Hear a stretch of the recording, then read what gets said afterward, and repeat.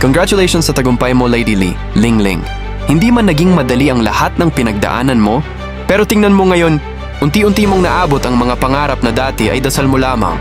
Maraming gabing pagod ka, maraming araw na gusto mo nang sumuko, at maraming pagkakataon na tahimik mong kinaya ang lahat kahit mabigat na. Pero hindi mo iniwan ang pangarap mo. Patuloy kang lumaban kahit walang kasiguraduhan kung kailan darating ang tagumpay. At ngayon nandito ka na. Unti-unti nang natutupad ang mga bagay na minsan ay pinapangarap mo lang. Habang pagod at mag-isang nakatingin sa malayo, ang lahat ng sakripisyo, luha, pagod, at pagtitiis mo ay hindi na sayang.